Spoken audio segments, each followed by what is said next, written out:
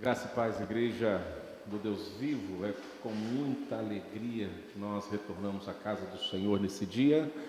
E a nossa primeira palavra é dar boas-vindas a você que está conosco nesta noite, aqui na casa do Senhor. Você que nos assiste em casa, que Deus esteja abençoando a sua vida de uma forma toda especial nesta noite. Irmãos, estamos caminhando aí no livro do profeta menor Jonas. Nós já vencemos o primeiro capítulo, onde Deus chama Jonas para uma missão e ao invés dele ir até Nínive, ele foge, sai da direção do Senhor, da vontade do Senhor. Nós vimos o segundo capítulo que fala onde Jonas foi lançado ao mar e ali um grande peixe veio a engoli-lo e ele permaneceu 3 dias no ventre desse peixe e depois Deus fala ao peixe e o peixe o devolve à areia da praia.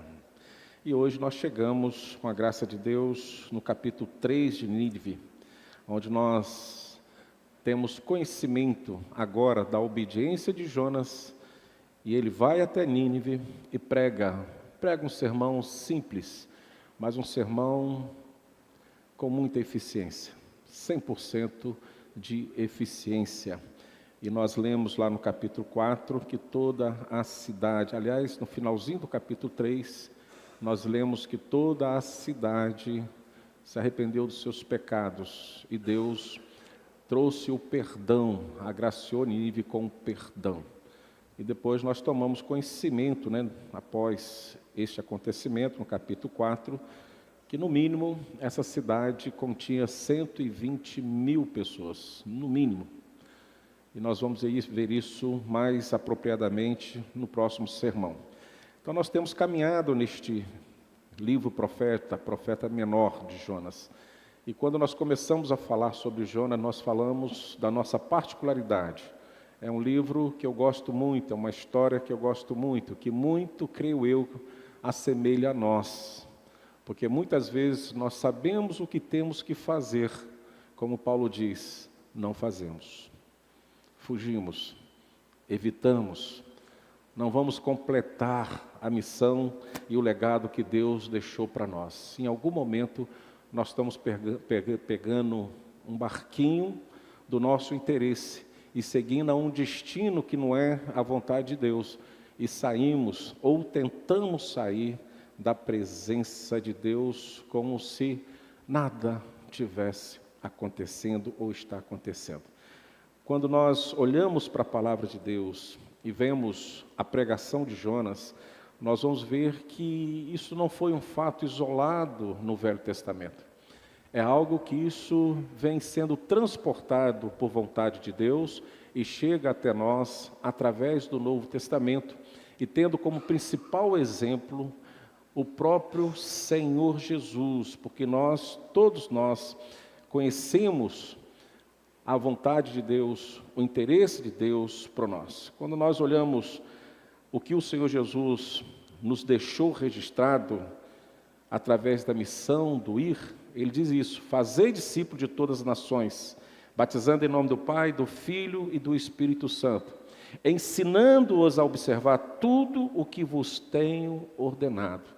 Mais à frente nós vamos ver que Jesus diz aos próprios discípulos: assim está escrito, que o Cristo havia de padecer e ressuscitar dentre os mortos, e ao terceiro dia, e que em seu nome se pregasse o arrependimento para remissão de pecados a todas as nações, começando em Jerusalém. Nós vamos ver isso em Lucas 24, 46 a 47.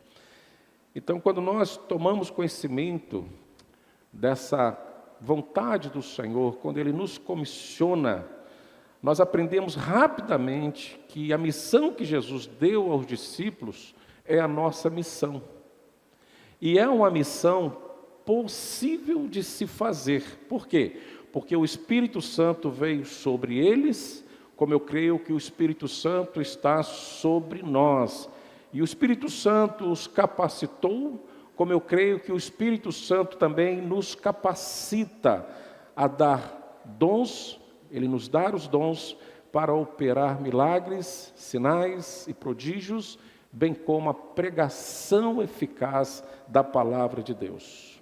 Quando nós olhamos também o Novo Testamento, nós vamos ver que após esta grande comissão, a comissão do Senhor Jesus, o ide do Senhor Jesus, através da ação plena do Espírito Santo no coração dos discípulos e da igreja, nós vamos ver ali irmãos que foram capazes de desempenhar essa função de forma eficaz, pregando a palavra de Deus com a ação plena do Espírito Santo, em obediência a esta comissão que o Senhor Jesus nos deu, esta missão que o Senhor Jesus nos deu.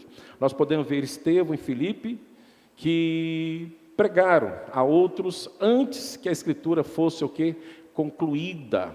De fato, houve tanta pregação, irmãos, naquele período da igreja primitiva, mas tanta pregação, que Paulo pôde escrever aos Colossenses. Olha só, Colossenses 1, 23. O evangelho que ouviste foi anunciado em toda a criação debaixo do céu. E cabe-nos uma pergunta: quem de nós não tem conhecimento da missão, da incumbência, do chamado de Deus para nós nos dias de hoje? Quem entre nós não tem conhecimento? E voltando a Jonas, irmãos, como nós já vimos, depois que Jonas passou 3 dias e 3 noites no ventre do peixe, lá no capítulo 2, versículo 10, nos fala assim: falou, pois, o Senhor ao peixe, e este vomitou a Jonas na terra. O que nós tiramos disso? Primeiro, Deus falou a Jonas no capítulo 1. Nós podemos ir lá ver isso, né? Veio a palavra do Senhor a Jonas, filho de Amitai, dizendo: dispõe-te e vai à grande cidade de Nínive, clama contra ela, porque a sua malícia subiu até mim. Deus está falando isso no capítulo 1. E olha a resposta de Jonas, a disposição de Jonas. Jonas se dispôs, mas para fugir da presença do Senhor, para Tarse. Então, primeiro Deus falou a Jonas, Jonas fugiu. Segundo, irmãos, como nós lemos aí no capítulo 2, versículo 10, acredite, Deus falou ao peixe. E contrário de Jonas, o peixe obedeceu. Falou, pois, o Senhor ao peixe, e este vomitou a Jonas na terra. Quando nós olhamos para o livro de Jonas, profeta Jonas, creio que Deus pequenininho, muitas vezes a ênfase é dada Jonas dentro do ventre do peixe. Quando falamos em Jonas, lembramos do peixe, do grande peixe. E alguns até dá nome, é a baleia, né? É o tubarão-tigre, não sei. A Bíblia fala um grande peixe, só isso que a gente tem conhecimento. Mas, na verdade, o livro de Jonas não é do grande peixe. O livro de Jonas revela um Deus soberano. O personagem central do livro de Jonas é o próprio Deus. É o Deus Criador. É o Deus soberano. O Deus que tem domínio sobre todas as coisas. Nós vamos perceber um Deus que fala com o homem. E este homem, no primeiro momento, não obedece. Mas nós vamos ver um Deus falando com o mar. E o mar obedece. Nós vamos ver um Deus falando com o vento, com a tempestade. O vento e a tempestade obedecem. Nós vamos ver esta resposta. Nós vamos ver um Deus criando e provendo um grande peixe, para que fosse ao encontro de Jonas e o engolisse, e ficasse Jonas 3 dias e 3 noites no ventre do peixe. E Deus fala ao peixe, e o peixe ouve Deus, e obedece. Enquanto isso, nós vemos o homem numa tentativa de fuga frustrada. Nós vamos ver marinheiros com suas habilidades, com suas forças, com a sua boa intenção, com a sua fé, mas de nada isso adiantou, porque Deus estava no comando de todas as coisas. Então, quando nós olhamos para o livro de Jonas, irmãos, nós precisamos perceber e entender e compreender que existe um Deus soberano, Criador de todas as coisas, que está no controle de todas as coisas. E acredite, está no controle do meu coração e do seu coração, da nossa vida, da nossa existência. Esse é o nosso Deus, é o Deus que nós cremos, é o Deus que é o personagem central de toda a Escritura, em especial aqui no livro de Jonas. Mas agora, após Deus falar ao peixe, Deus obedecer, e o peixe obedecer à voz de Deus e o colocá-lo ali em terra seca, Deus agora fala novamente a Jonas. E Jonas, num silêncio, aí podemos lembrar os irmãos esse dito popular, quem cala consente. Talvez nós podemos ver essa intenção de Jonas. Quando o Senhor fala a segunda vez a ele, no capítulo 3, veio a palavra do Senhor a segunda vez a Jonas, dizendo: dispõe-te, vai à grande cidade de Nínive e proclama contra ela a mensagem que eu te digo. Então sim, dispôs-se Jonas, se levantou Jonas e foi a Nínive, segundo a palavra de Deus. Jonas não fala nem sim, não fala não. Simplesmente ele se cala, se submete e vai obedecer a palavra de Deus. Eu sempre percebo essa verdade na minha vida. Por mais que eu não consiga entender o propósito de Deus, e quem sabe na minha humanidade, na minha carnalidade, eu não consiga entender a vontade de Deus, diante de Deus muitas vezes eu fico em silêncio, no sentido de me humilhar e submeter exclusivamente à vontade de Deus, para não abrir a minha boca e falar algo ou promover algo contrário à vontade de Deus. Por isso que muitas vezes nós podemos ser obedientes no silêncio, sem manifestar a nossa vontade. E é neste ponto, irmãos, que nós chegamos no texto para esta noite, a pregação de Jonas, sermão simples, mas eficiente. Eu convido a você a abrir a palavra do Senhor no capítulo 3 de Jonas. Vamos colocar em pé um pouquinho e vamos ler a palavra do Senhor.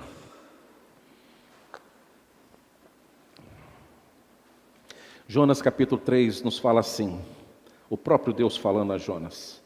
Pela segunda vez veio a palavra do Senhor a Jonas dizendo: levanta-te e vai à grande cidade Nínive, e lhe proclama a mensagem que eu te ordeno.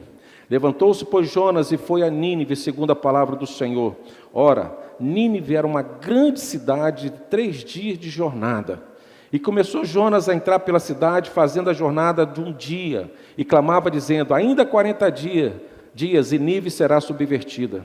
E os homens de Nínive creram em Deus e proclamaram um jejum e vestiram-se de saco, desde o maior deles até o menor. A notícia chegou também ao rei de Nínive, e ele levantou-se do seu trono, e despindo-se do seu manto e cobrindo-se de saco, sentou-se sobre cinzas, e fez uma proclamação, e a publicou em Nínive, por decreto do rei e dos seus nobres, dizendo: não provem coisa alguma, nem homens, nem animais, nem bois, nem ovelhas, não comam, nem bebam água, mas sejam cobertos de saco, tanto os homens como os animais, e clamem fortemente a Deus, e convertam-se cada um do seu mau caminho e da violência que há nas suas mãos. Quem sabe se voltará a Deus e se arrependerá e se apartará do furor da sua ira, de sorte que não pereçamos. Viu Deus o que fizeram, como se converteram do seu mau caminho, e Deus se arrependeu do mal que tinha dito que lhe faria e não o fez. Senhor, nos ajude, por favor.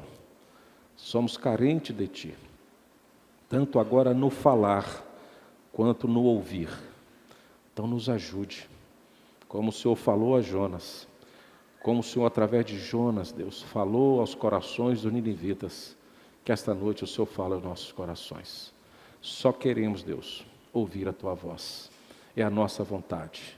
Em nome do Senhor Jesus. Amém. Poder sentar, irmãos. Versículo 1 e 2, então a palavra do Senhor veio a Jonas pela segunda vez, dizendo: levanta-te, vai à grande cidade Nínive e proclama contra ela a mensagem que eu te digo. Ou seja, a comissão de Jonas foi grande, pois veio do grande eu sou. Vai à grande cidade de Nínive. Deus está falando a Jonas. No olhar de Deus, a importância dessa cidade era singular, conforme a tua vontade, conforme o teu querer. E o próprio Deus registra que a cidade era grande, que a cidade tinha uma população numerosa. A cidade era uma população extremamente importante para a geografia da época, para a economia da época, para o interesse da época, para o conforto dos seus habitantes e de estrangeiro. Uma cidade de suma importância. Quando Deus olha para esta cidade, Deus vê e sente que nos corações daqueles habitantes, eles precisavam ouvir a palavra do Senhor. E Deus levanta um profeta e envia esta grande cidade de Nínive, porque o homem com Deus e obedecendo à vontade de Deus, ele também se torna grande, ele se torna extremamente eficaz, aonde quer que ele esteja, né? O texto diz que veio a palavra do Senhor a Jonas. Certamente não foi a ideia de Jonas, não estava no coração de Jonas ir para Nínive. Ele não queria ir em primeiro lugar, mas a palavra não veio de um amigo de Jonas. A palavra veio de Deus, do grande eu sou. Somente Deus, e nós cremos nisso, irmão, tem o poder de fazer o que o próprio Deus disse, no interesse de Deus, em transformar a realidade de uma cidade. E para isso Ele convida, Ele chama, Ele comissiona o seu profeta, o homem de Deus, naquele momento na história. E a mensagem que Jonas deveria pregar era: ainda 40 dias e Nínive será subvertida. Ainda 40 dias. 6 palavras que foram colocadas através de Jonas para uma cidade. E essa cidade veio a se curvar diante do Senhor. Jonas não conseguia acabar com Nínive. Não queria, e por vontade própria não conseguia. Mas só Deus podia fazer isso.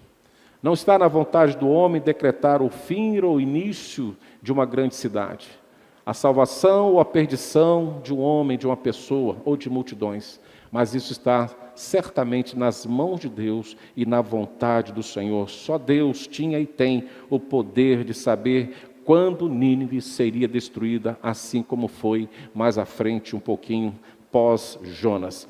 E Jonas vai à cidade e proclama: ainda 40 dias, Nínive será subvertida, ou seja, destruída. E quando nós olhamos essa palavra subvertida, lá no hebraico, nós vamos ver que é a mesma palavra que Deus, na conversa com Abraão, fala o que iria acontecer com a cidade de Sodoma e Gomorra, e assim aconteceu. Sodoma e Gomorra foram subvertidas, destruídas, por causa do pecado que chegou a um ponto intolerável diante do Senhor. Eram as mesmas palavras, só que o final para essa cidade foram completamente diferentes, como nós conhecemos. Nos dias de Jonas, tal afirmação poderia parecer, irmãos, algo extremamente absurda, impossível de acontecer, pois Nínive era a maior cidade existente naquele tempo. Uma cidade intransponível. Segundo os historiadores, o muro que cercava a cidade dava para passar 3 carruagens acima daquela muralha. Uma cidade fortificada, uma cidade com um exército acostumado às batalhas. Então, quando o homem chega simples a percorrer uma cidade, dizendo que aquela cidade seria destruída, o pensamento humano, dentro de uma lógica, compreendia: olha, esse homem está louco, porque é impossível destruir esta cidade. Mas a profecia foi lançada, a profecia foi pregada conforme a vontade de Deus. E a palavra não dizia: hoje, amanhã será destruída, mas daqui a 40 dias essa cidade será subvertida. Então, no entanto, este é o único exemplo, irmãos, que nós temos na palavra de Deus, quando Deus olha para uma nação pagã e tem no seu coração a misericórdia e propõe a graça irresistível a toda esta nação através da pregação da palavra.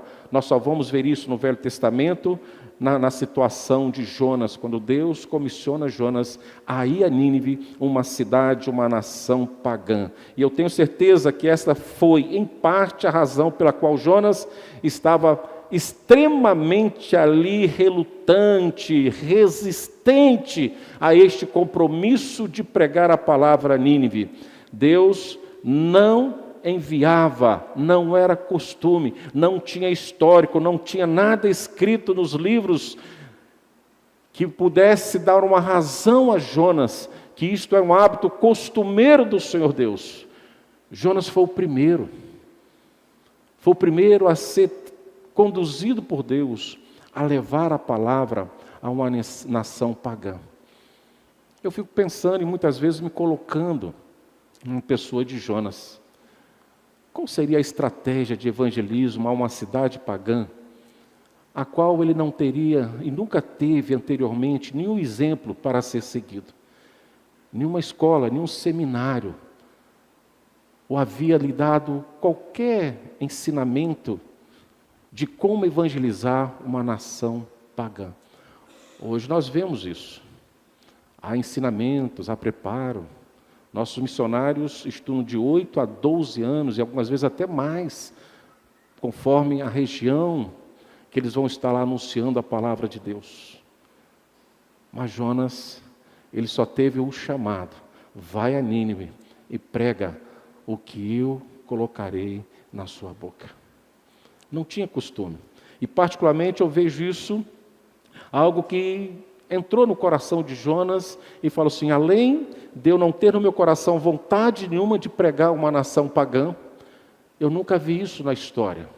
Deus nunca levantou um profeta para pregar as nações pagãs. Isso talvez lhe trouxe um reforço à sua resistência.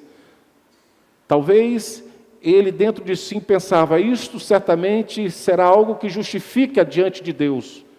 Ele vai perceber que isso não tem na história, que ele nunca enviou ninguém, então eu também estou no meu direito de não fazer, de não realizar. Então por isso eu vou fugir, eu vou para um outro lugar, eu vou para Tarsis, mas eu não chego a Nínive.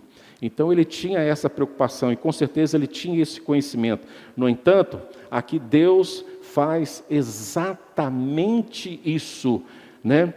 E leva Jonas, insiste com Jonas para ir à cidade de Nínive e pregar a palavra de Deus. O que é que isso nos mostra, irmãos? Deus tem dentro de si mesmo a sua soberana vontade.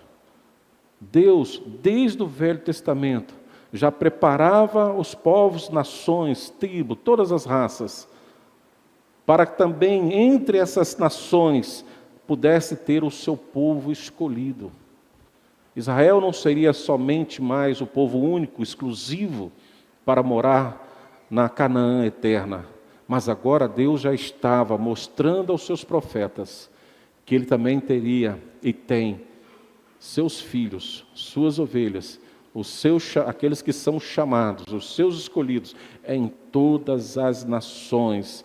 Deus não ama apenas o seu próprio povo, mas também neste momento Ele revela para nós o seu amor às nações pagãs daquele momento e também nos dias de hoje. Deus está preocupado, sim, irmãos, que as pessoas de todas as nações tenham a oportunidade de vir a Ele. Por isso que nós olhamos para o Senhor Jesus, quando Ele, após ressurreto, Ele chama os seus comissionados e diz: ide por todo o mundo e pregai o Evangelho a todas as criaturas. Começa por Jerusalém e vai até os confins. Isso é um retrato da narrativa, da verdade, do desejo do Senhor Deus para com todos os povos, para com todas as nações. E nós temos ouvido isso, nós sabemos disso, nós compreendemos isso, mas muitas vezes mudamos o caminho, mudamos a trajetória e como Jonas, quem sabe dentro de nós, levantamos resistência de levar a palavra de Deus às pessoas que estão à nossa volta, a levar a palavra de Deus a todas as nações, como o Senhor Jesus tem nos dado. Nós entendemos essa verdade hoje, irmão, nos dias de hoje. Ide, portanto, fazer discípulos de todas as nações, batizando em nome do Pai, do Filho e do Espírito Santo. E quando nós voltamos para a palavra do Senhor, quando o Senhor Jesus estava ali na casa de Cornélio, quando Pedro estava ali na casa de Cornélio, diz: na verdade entendo que Deus não mostra parcialidade, mas em qualquer nação, aquele que o teme e faz o que é certo, lhe é aceitável. Pedro tem esse convencimento da parte de Deus lá em Atos 10, 34 e 35. Deus o levando a homens, a pessoas que Deus tem interesse em suas almas, em suas vidas. E Deus comissiona homens, semelhante a mim e a você, para falar da palavra de Deus às pessoas. No entanto, para os judeus, essa foi uma revelação surpreendente, porque Deus ama outras nações além dos israelitas. Jonas deveria pregar contra Nínive a mensagem que Deus lhe deu, e Jonas nem mesmo teve escolha na mensagem que iria proclamar. Sua proclamação deveria ser as palavras do próprio Deus. Isso nos chama uma atenção, irmãos. Quando nós estamos comissionados para pregar a palavra do Senhor, nós precisamos, em primeiro lugar, pregar o que Deus registrou para nós nas Santas Escrituras. A primeira referência que nós devemos ter a levar a palavra é a própria palavra de Deus. Não podemos levar ao pecador o que eu acho, o que eu penso, mas precisamos levar de fato a palavra revelada a nós através do Espírito Santo de Deus. Quando Deus chega a Jonas, no segundo momento, ele diz algo muito interessante, que diz assim: dispõe-te, vai à grande cidade de Nínive e proclama contra ela a mensagem que eu te digo. Não é a sua mensagem, Jonas, é a mensagem que eu quero que você proclama. E muitas vezes nós, quando olhamos a mensagem simples, o sermão simples, mas eficiente de Jonas, muitas vezes nós condicionamos essas frases, essas palavras, 6 palavras que ele menciona, como se fosse uma atitude, uma resposta da sua revolta à vontade de Deus, e ele prega, lança aquelas 6 palavras como uma mensagem, de forma rápida, ligeira, no sentido que fiz a minha parte, mas até aquelas 6 palavras lançadas pela boca de Jonas, eram palavras do interesse de Deus, da permissão de Deus, da vontade de Deus, lançadas para que Deus pudesse transformar uma cidade inteira pelo arrependimento. Não importa quantas palavras você tem que falar, se é pouco ou se é muito, mas desde que sejam palavras verdadeiras, vinda do coração de Deus, direcionada ao coração dos homens que precisam ouvir as verdades de Deus. Isso traz resposta, isso traz resultado para nós. Jonas nem mesmo teve a escolha da mensagem, porque Deus colocou em sua boca as palavras que ele deveria pregar. Hoje nós que ousamos ou ouçam, que temos esse ministério de falar em nome de Deus, devemos falar as próprias palavras de Deus na autoridade do Senhor. Eu quando olho as Escrituras, irmãos, e quando eu chego lá em 1 Reis 22, 24, nós vamos ver lá o profeta Micaias, de uma forma, quando ele foi encorajado a profetizar favoravelmente a Acabe, ele disse: tão certo como vive o Senhor, o que o Senhor me disser, isso eu falarei. O que o Senhor me disser, isso eu falarei. Nós não podemos perder essa referência. Quando nós olhamos em 1 Pedro 4, 11, agora no Novo Testamento, nós encontramos lá: quem fala, deve falar como quem fala as palavras de Deus. Por isso que os profetas, antes de qualquer profecia, antes de qualquer palavra, eles diziam, com certeza no coração: assim diz o Senhor. Deus gosta de falar. Deus falava antes diretamente ao homem. Deus não tem dificuldade de falar ao homem. Foi assim que ele se apresentou a Moisés. Eu sou o que sou na sarça. Moisés ouviu a própria fala de Deus, da boca de Deus. Deus fala. Deus também usa os seus profetas e usou os seus profetas para falar, na autoridade. Tanto quanto eram coisas que agradavam ao homem, quanto eram para juízo de Deus. O exemplo mais impactante na história, no colegiado dos profetas, eu destaco Jeremias, o profeta das lamentações. Homem que ousou em não mudar em uma vírgula as verdades de Deus, mesmo quando as verdades de Deus chocavam o coração dos homens e provocavam a ira dos homens contra si mesmo. Ele não refutava a palavra de Deus e dizia, assim diz o Senhor. Falava isso aos reis, falava isso aos sacerdotes, falava isso às nações. Falava o que Deus colocava no seu coração. Assim diz o Senhor. Quando eu volto às Escrituras e chego no livro de Atos, quando eu me deparo com o diácono Estevão, homem cheio do Espírito Santo, cheio do Espírito de sabedoria, não temeu as pedradas e o julgamento das pessoas, mas falava ao povo, às pessoas que estavam em sua volta. E segundo até onde nós conseguimos compreender, até mesmo Saulo, que ali o assistia a sua morte, sendo apedrejado, ele não se limitou a fechar a sua boca e falava a palavra de Deus na autoridade do Espírito Santo de Deus. Homens que falam o que Deus quer, não teme o homem, não teme a Satanás, não teme a morte, porque ele sabe que a sua palavra é a palavra de Deus e Deus honra aqueles que falam conforme a vontade de Deus. Então a missão de Jonas era uma grande comissão, uma grande missão, não impossível, mas possível, porque assim era a vontade de Deus. Caminhando pelo capítulo 3, nós chegamos aí perto e vamos compartilhar a partir do verso 5, a grande cidade de Nínive, a partir do verso do 3b até o 4, a grande cidade. Diz assim o texto: Ora, Nínive era uma cidade muito grande, com largura de 3 dias de caminho. Jonas começou a entrar na cidade, indo a caminho de um dia. E nessa época, irmãos, Nínive era uma das maiores cidades do mundo. Nós já falamos isso. Ela estava localizada ali no rio Tigre. E hoje, na nossa geografia atual, é ali em Mossul, no Iraque. Está ali essa localização geográfica.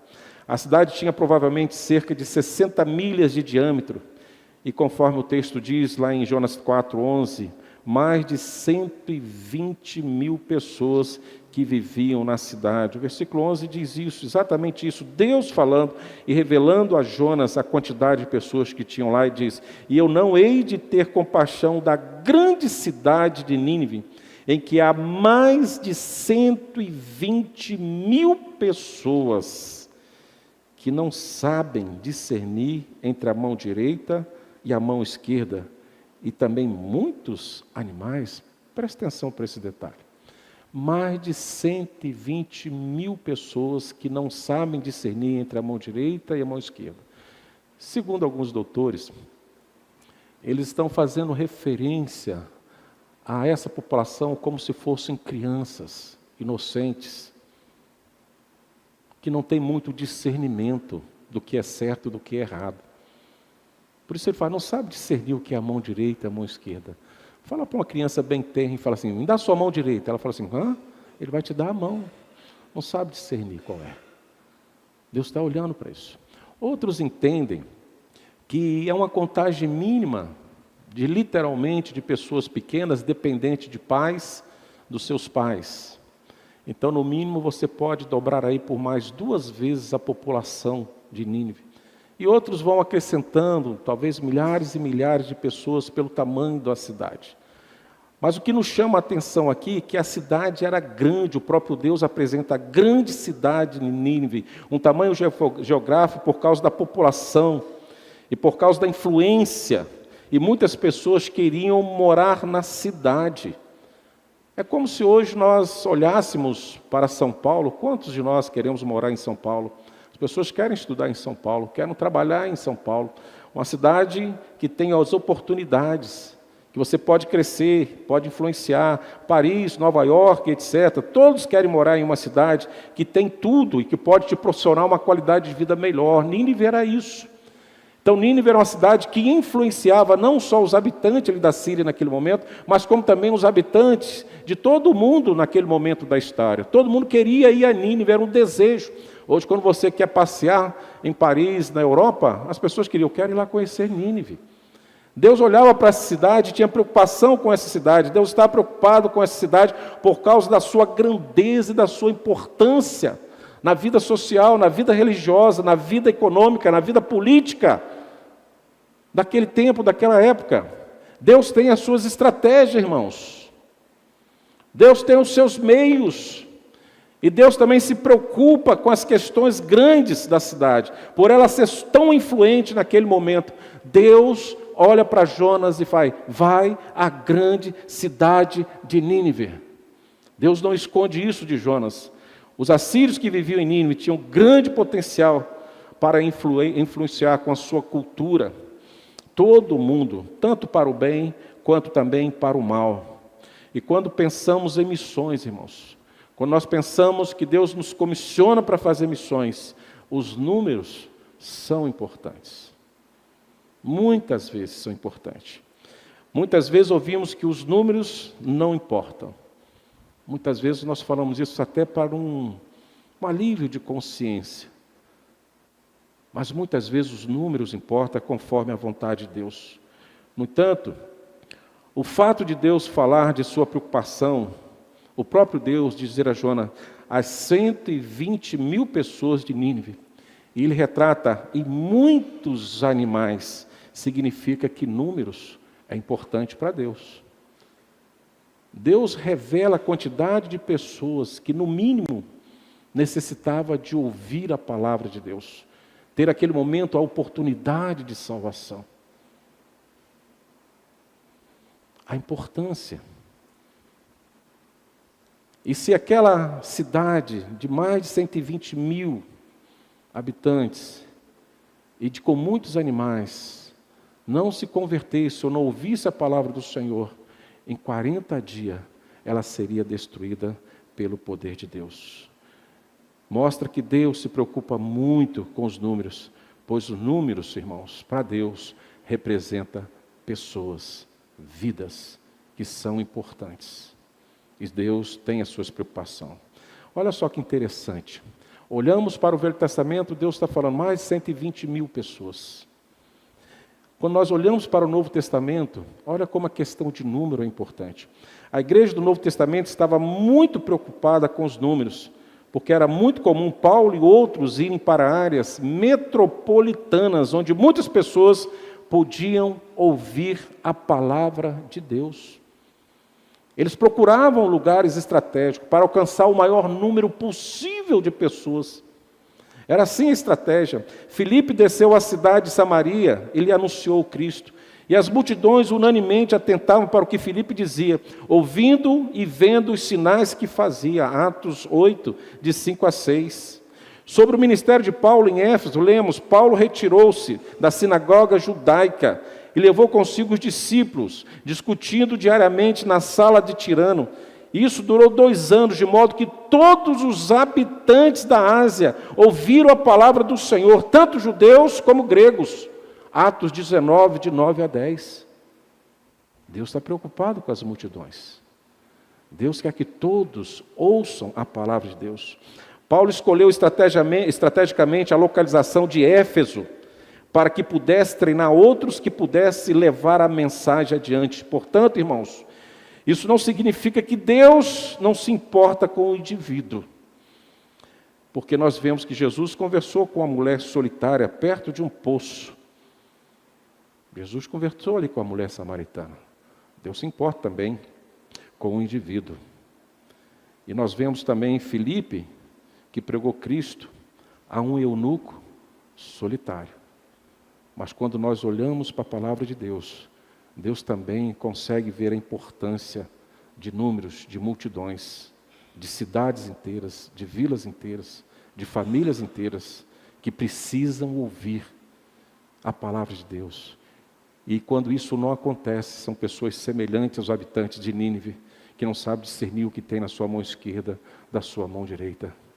São crianças inocentes, sem conhecer a verdade daquilo que será revelado no seu futuro. Caminham perambulando, cambaleando para a morte, sem que ninguém possa alertá-los do perigo da sua caminhada. A igreja precisa estar atenta à sua grande comissão. E mesmo que muitas vezes possamos resistir a essa vontade de Deus, o que nos compete é obedecer, levar, mesmo que não tenhamos muitas palavras para lançar ao coração do pecador, mas que possamos lançar as palavras que Deus quer que o pecador ouça e deixe de ser criança e inocente diante de Deus e passe a discernir o que há na mão direita e na mão esquerda como verdades de Deus, para que eles possam ter essa oportunidade de mudar a sua história. Deus se importa com multidões, Deus também se importa com o indivíduo, e a igreja precisa alcançar todos os corações que são considerados campo missionário para ouvir a pregação da palavra de Deus e a palavra de Deus. A questão é que Deus quer que o maior número possível de pessoas receba a salvação por meio de Jesus Cristo. Por isso que Ele tem comissionado. É por isso que Ele chama Jonas. Por isso que tira lá do meio do povo de Israel e fala, vai a uma cidade pagã, que tem lá mais de 120 mil pessoas, carentes de ouvir a palavra do Senhor, e pregue o que eu colocar em suas bocas. Quando nós pregamos o que Deus quer, por mais simples que seja o sermão, ele se torna eficiente, conforme a vontade e o desejo de Deus. Irmãos queridos, irmãs queridas, quando nós pregamos a palavra de Deus, nós estamos falando para o homem, para o pecador, naquele momento inocente, que não conhece, não sabe discernir o que é certo, o que é errado, o que é de Deus, o que não é. Ele passa a saber e conhecer e crescer dentro dessas verdades e se torna responsável pelos seus atos diante de Deus, porque ouviu a palavra de Deus. É por isso que nós temos que pregar, por isso que nós temos que anunciar e deixar o Espírito Santo de Deus prover o crescimento em todos os corações. O que a igreja não pode nos dias é se intimidar. O que a igreja não pode é achar que o coração hoje dos homens estão tão endurecido e tão distante de Deus, que eles não podem ser mais atingidos pela graça de Deus. Pelo contrário, o nosso Deus continua o mesmo. Deus tem o seu mesmo propósito, e Deus tem o seu povo escolhido e comissionado para anunciar as palavras de salvação a todos os pecadores. E com isso chegamos ao versículo 5, uma grande mudança, uma grande transformação. Jonas vai, obedece, prega, a cidade é grande, é importante, ainda não conhecia a palavra do Senhor, passa a conhecer. E o versículo 5 registra, e o povo de Nínive acreditou em Deus, convocaram um jejum e se vestiram de pano e de saco, desde o maior até o menor. Os pagãos acreditam no que Deus disse, portanto o povo de Nínive jejua, vai jejuar e se veste de saco. Dentro da sua cultura, o maior símbolo de humilhação e de arrependimento pelos seus pecados. Jejum e pano de saco eram frequentemente usados no mundo antigo para retratar um profundo arrependimento.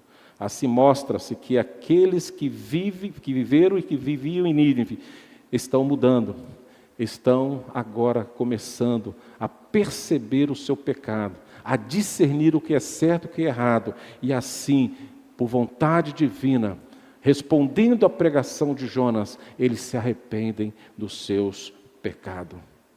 Esta é a grande mudança proposta pela pregação, irmãos.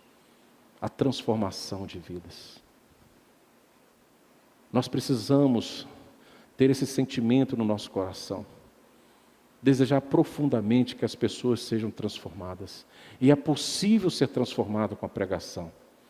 É possível as pessoas mudarem seus comportamentos, seus pensamentos, suas atitudes com a palavra de Deus.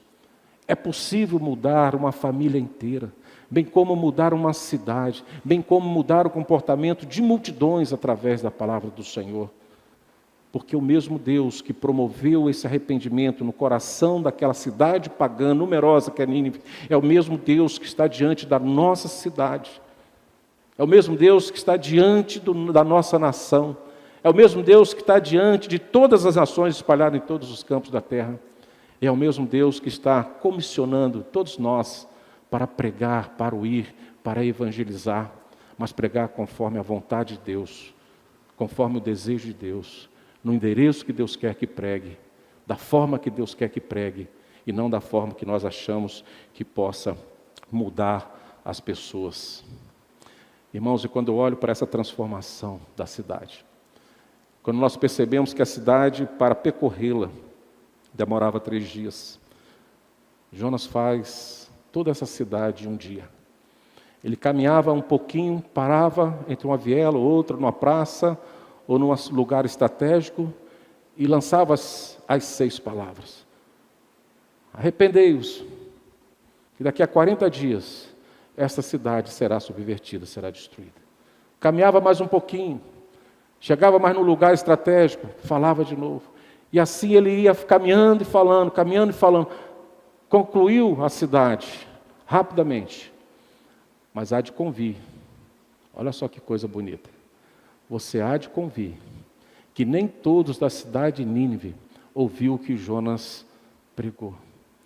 Mas a palavra foi tão impactante, diante daqueles grupos de pessoas que se juntavam para ouvir Jonas, a cada momento que ele parava para pregar, que aquelas pessoas acreditaram e foi tão impactada por aquelas palavras, que elas mesmas se encarregaram de ir anunciando uns aos outros, bairros, cidades, município, e foram avisando, e foram falando, se nós nos arrependermos, porque eles sabiam e com certeza já tinham conhecimento de quem era o Deus de Jonas, pelas histórias anteriores contadas, pelos fatos do que Deus já tinha proporcionado na existência do seu povo. E uns foram narrando para o outro, olha, o profeta veio aqui e anunciou que se nós não arrependermos, daqui a 40 dias, nossa cidade destruirá. E uns foram falando para os outros, e Deus foi aprovando aquelas mensagens, irmãos.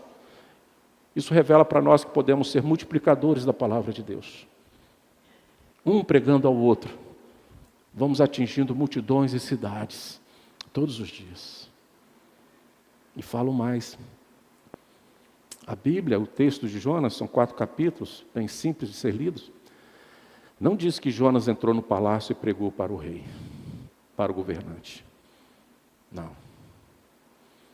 A Bíblia diz que a notícia, a partir do verso 6, chegou esta notícia ao rei de Nínive. Chegou até lá.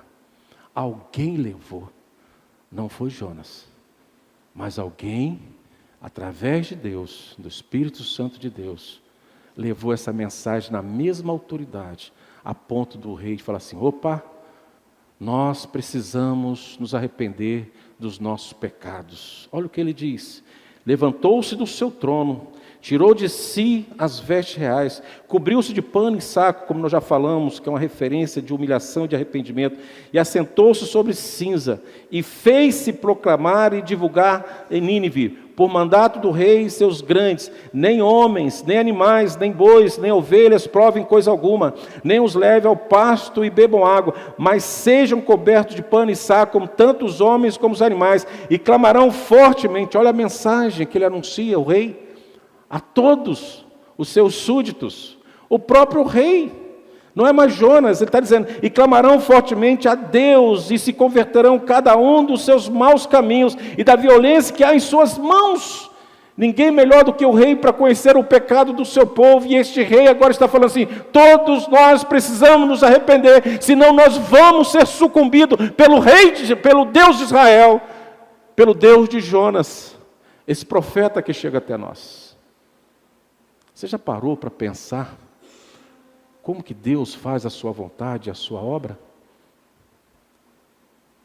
Sabe como Deus faz? É fazendo com que você e eu sejamos despertados para pregar para mais um. Este mais um também é despertado para pregar para outro. E outro prega para outro. E aí vai.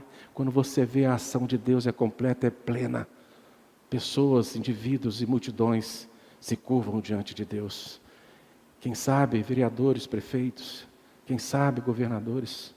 Quem sabe presidentes. Quem sabe ministro do STF. Quem sabe outras e outras autoridades. Um dia se lançam ao pó, a cinza, tiram todo o seu manto e se vestem de trapo diante do Senhor e se arrependem dos seus pecados e diz à sua nação: vamos nos arrepender, porque grande é a ira do Senhor sobre nós, se nós não nos curvarmos diante dele em arrependimento. Este é o resultado da palavra de Deus. Este é um sermão simples, mas eficiente, que atingiu as vielas, os bairros, os palácios e aos reinos. Todos os grandes de Nínive se curvaram diante do Senhor. Esta grande mudança entre as nações, entre as pessoas, entre o indivíduo, é o propósito da pregação, irmãos. Sem a pregação, é impossível o homem se curvar diante de Deus. Talvez você ainda não parou para pensar nisso. Nós somos comissionados para pregar a palavra. E não existe uma receita de bolo para pregar a palavra. O que existe é a obediência a Deus para anunciar as boas novas a todos que carecem disso. Precisamos da ousadia, precisamos do encorajamento, precisamos de um desejo ardente de querer ver no coração das pessoas e ver pessoas transformadas para a glória de Deus. E Deus quer usar você. Certa feita, Agripa, diante de Paulo, disse: não fui desobediente à visão celestial. Paulo disse a Agripa: mas anunciei primeiro aos que estão em Damasco. Veja bem. Depois anunciei para aqueles que estão em Jerusalém. Depois de Damasco, depois de Jerusalém, diz Paulo a Agripa, e também anunciei em toda a região da Judéia.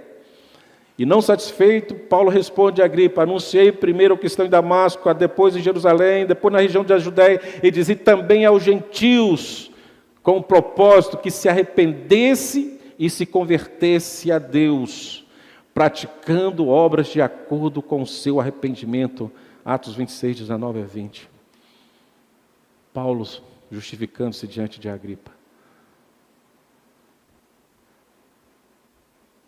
Palavras diante dos reis, das autoridades, dizendo: eu preguei todo este povo com um objetivo, que eles venham ao arrependimento.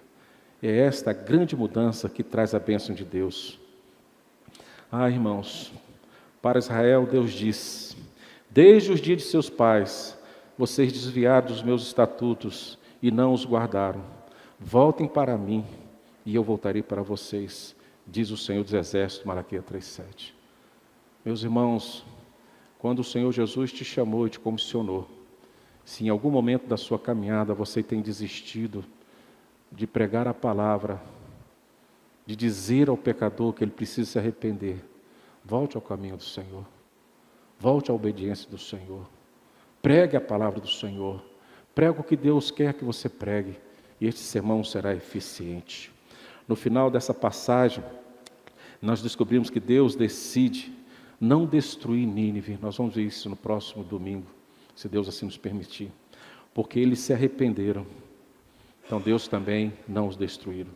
Quando Deus viu o que eles fizeram, como se converteram do seu mau caminho, Deus se arrependeu do desastre, da tragédia, da punição que havia dito que ele faria, e ele não fez. Versículo 10 do capítulo 3. Porque alguém obedeceu à vontade de Deus e pregou a palavra do Senhor. Concluindo, irmãos, Hebreus 10, a partir do verso 22, nos fala assim: aproximemo-nos com sincero coração, em plena certeza de fé, tendo o coração purificado de má consciência, e presta atenção, e lavado o corpo com água pura. versículo 23. Guardemos firme a confissão da esperança sem vacilar, pois quem fez a promessa é fiel. Versículo 24. Consideremos-nos também uns aos outros, para nos estimularmos ao amor e às boas obras. Estimule o seu irmão. Vamos amar, vamos praticar boas obras, vamos pregar, vamos nos unir, vamos fazer diferença. Tem muita gente aí precisando ouvir a palavra de Deus. E nós fomos comissionados para fazer isso. Fomos separados para fazer. E está em nossas mãos para fazer. Versículo 25. E por isso, não deixemos de congregarmos, como é de costume de alguns. Antes, façamos admoestações, e tanto mais quando vedes que o dia se aproxima. Jesus está chegando, irmãos. E não é hora de nós abandonarmos, é hora de nós buscarmos, trazer de volta, não parar na caminhada, não olhar para trás, não retroceder, mas insistir e fazendo do nosso chamado uma missão para trazer outros à presença do Senhor, porque o dia do Senhor está se aproximando. A igreja precisa ter atenção disso. Porque se vivemos deliberadamente em pecado, depois de termos recebido o pleno conhecimento da verdade, olha, igreja, já não resta sacrifício pelos pecados. Uma vez que você foi comissionado, chamado para pregar, ir, e você rejeitou como Jonas, fugiu da presença de Deus, não há mais sacrifício pelos seus pecados. É como se Jesus não tivesse morrido na cruz por você. E quando eu falo você, aqueles que estão abandonando o caminho do Senhor, aqueles que estão ficando encolhidos, se acovardando diante do grande desafio das cidades pagãs e pecadores do tempo moderno, e estamos nos omitindo na pregação da palavra, na evangelização. Estamos pecando pela omissão. E se estamos ainda na prática desse pecado da omissão, não existe sacrifício pelos nossos pecados, logo os nossos pecados ainda não foram perdoados. Versículo 27, pelo contrário, certa expectação horrível de juízo e fogo vingador preste a consumir os adversários. Aqueles que vivem numa prática da desobediência, vive como Jonas, naquela expectativa de ser lançado ao mar, para receber o justo juízo de Deus pela sua desobediência. Irmãos, pensamos muito no pecado. Eu não roubo, não mato, não sou adúltero, não pratico idolatria, nem feitiçaria. Mas um dia o Senhor Jesus te chamou e falou assim: ide, pregai. E qual tem sido a sua resposta nesse chamado do Senhor? Qual tem sido a sua verdade diante de tantas pessoas que precisam ouvir da palavra de Deus, porque o Senhor se aproxima? E eu encerro, irmãos, dizendo: Moisés anunciou o dilúvio veio, 120 anos anunciando, apenas a sua família subiu, mas ele anunciou. Deus falou para Abraão: vou destruir Sodoma e Gomorra. E o fogo caiu e foram destruídos as cidades. E a palavra de Deus nos fala hoje: arrependei-vos, pois, e convertei-vos, para que sejam apagados os vossos pecados, e venham tempos de refrigério pela presença de Deus. Atos 3, 19 a 20. Que nós possamos, nos dias de hoje, nos arrepender e voltar ao chamado de Deus, e sair encaminhada a obedecer, e lançar as boas sementes de salvação a todas as pessoas. E sabe aquelas bênçãos de Deus sobre as nossas vidas? Eu acredito que para você receber as bênçãos de Deus sobre a sua vida, que você tanto deseja, você precisa vir nesta noite na presença de Deus e mudar e tomar uma atitude para que você possa ter as bênçãos de Deus. Então, por isso hoje, volte para o Senhor e busque a sua presença e ande no caminho da obediência e anuncie as boas novas de salvação, porque existe uma pessoa hoje diante de você que quer ouvir que Cristo salva, que Cristo transforma e que Ele é importante para Deus e que Deus o enxerga nesta humanidade corrupta. Não há escuridão capaz de impedir o olhar de compaixão de Deus direcionado a um pecador. E nós fomos comissionados para levar, através da palavra de Deus, luz à vida daqueles que estão vivendo nas trevas. Igreja do Deus vivo, anuncie as boas novas de salvação. Não desista de pregar, de anunciar, para que em breve possamos colher os frutos, as bênçãos de Deus sobre a nossa vida, sobre a nossa igreja, sobre a nossa nação, em nome do Senhor Jesus. Se prepare para um sermão simples, mas com a graça de Deus, extremamente eficiente para a salvação de muitos que creem. Amém?